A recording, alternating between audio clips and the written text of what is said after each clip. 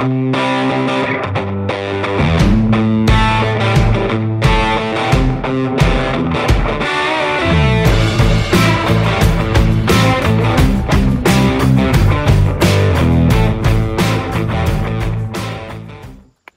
this is Rob, Ted, Lyle, and Phil with Road Dirt, and we are in the North Carolina mountains up here in the Appalachian Playground, as we call them. We are riding Yamaha Nikens. These things are crazy, man. Compliments of our friends at Iron Horse Motorcycle Lodge and Wolf Creek Rentals, who've given them to us for a day, and we're gonna ride the snot out of these things, man. Two wheels in front, one in back. Early impressions? Rode it literally 3 miles from there to here. If you didn't look down, you wouldn't realize that it's got 2 wheels up front. Yeah. Well, bike I've never been on, roads I've never been on, place I've never been. Sounds like a good time. It does. Right. Lyle, what do you think, man? Absolutely, yeah, excellent traction. Nice machine so far. It's amazing to me so far how stable they feel. I mean, just banging them through corners just to get up here. It's going to be a good day. So we're going to bring it all to you. Yamaha Niken. What a piece of work these things are. Incredible. What do you think, Ted? We having fun? Get used to it and push it a little bit. The front end doesn't communicate to you as much as a sport bike front end, but then again, 2 contact patches, you can stop it on a dime. That's for sure.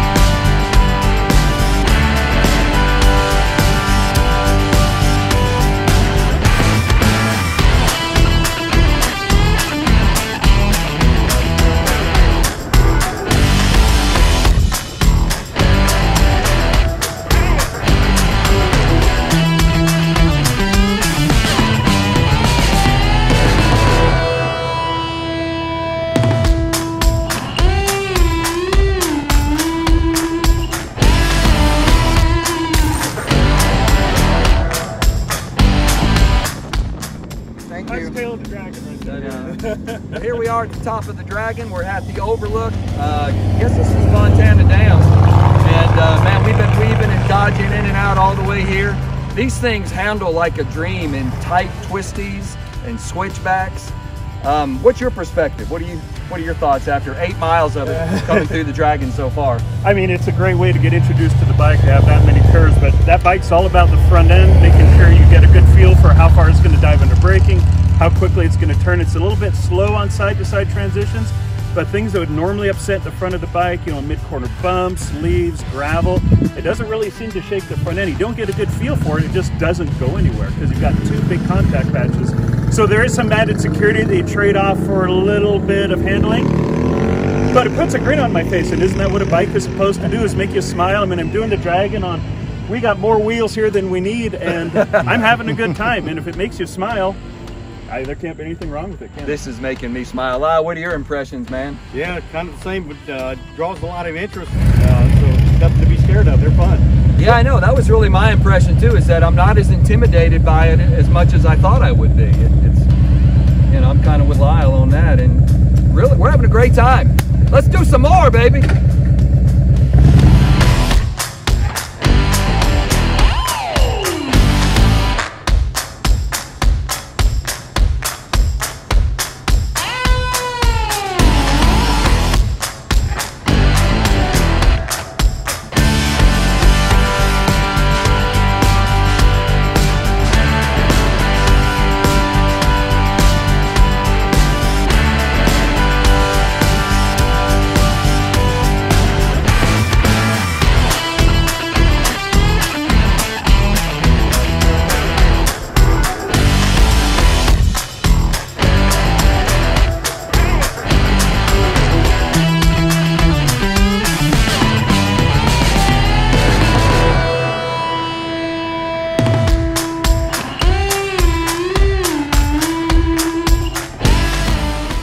with the Road Dirt crew here. We're at the top of the Cherohala Skyway at the Santitla Overlook.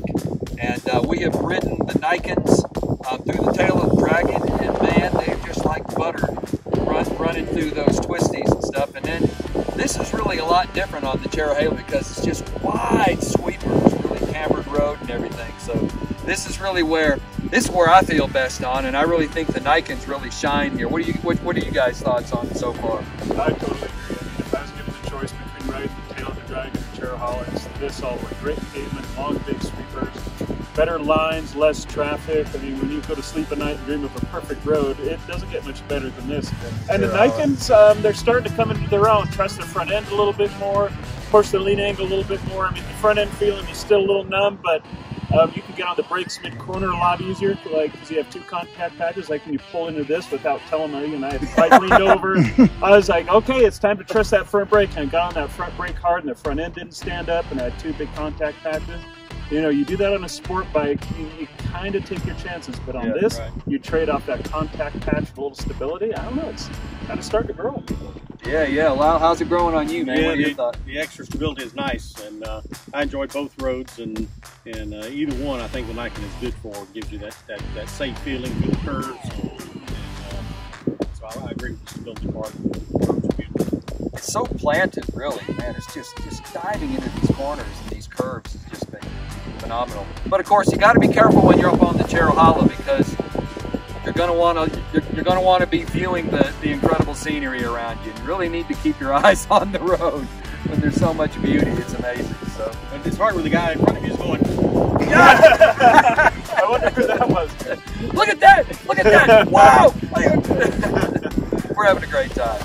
So Rob and the crew here.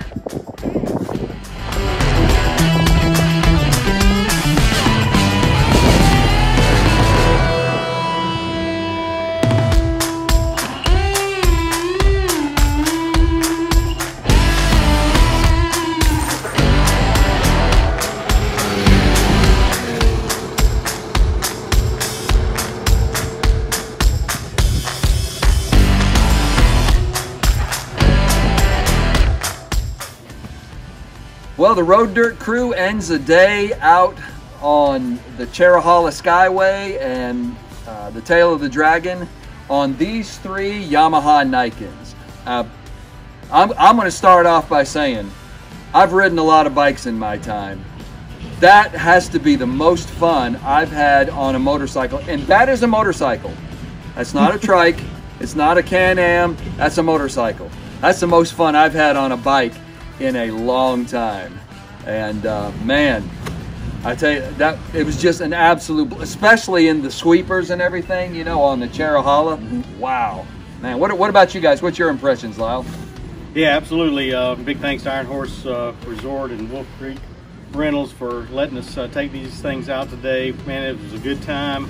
I was thinking, you know, in my opinion, I think that because of the stability and because it is fun, that if you know, a couple comes and they come on one motorcycle and you got somebody riding on the back and they're not too sure about riding in curves on their own but would like to, this is actually, even though it may look a little intimidating or may look a little scary, it's actually a great option for somebody who's not used to riding curves by themselves. I would agree with you. So we had a great time on them, and they feel really safe, really secure. You can take the curves a little faster, and hey, that makes it more fun. Yeah, it did, man. We were diving, baby. It was incredible. What are your thoughts? Well, ironically, without Lila even talking, I think I reached the same conclusion. I had a lot of helmet time to think about who's going to buy a bike like this. It's not a sport bike, it's not a touring bike, it's not a stripped down naked bike, and the more I rode it and the more stability it has in slow speed U-turns, the more power modes it has, cruise control, I think it's a beginner bike. I think if I was, I know that shocks you, but the bold prediction is if you had somebody you wanted to get into motorcycling, they're a little afraid of what the front end of a bike's going to do through wet leaves, through corners, if it hits a pothole. This has enough stability that if I was going to put somebody on a bike for the first time, I could put them on one of these. Turn the power modes down, turn their traction control up. They learn front end braking skills, they learn all that control without the nervous front end of a motorcycle that's going to slip out. I think it's a beginner bike. Absolutely. I hadn't thought of that. That's a great. And without having to ride a trike, they could still ride a motorcycle. Mm-hmm. Like Yeah, I know. You have to remind them, even though it's got 2 wheels in the front, it will still tip over. It will still lean like a motorcycle. But if you hit a bad spot, you hit dirt in the middle of the road, you hit a cow pie like we do in Oregon, the front end's not going to wash out. And I think it takes some of that fear away from, oh my gosh, I've got one front tire, lose that contact patch, and I'm done. I think it's a beginner bike. I hadn't thought of it. I do know one thing. It is interesting, sad but true, that they really didn't go over that well a couple of years back in the United States. Jerry was telling us here at Iron Horse that stateside only about 35, 36 of them came over here, and of that he bought 8 of them for the Wolf Creek Rentals. So if you ever want to ride one and you're in the area, Wolf Creek Rentals has got 2 locations, one on Deals Gap on the North Carolina side of the Tail of the Dragon, and one in Robbinsville, North Carolina. They've got 8 of the 36 or so that were sold in the United States.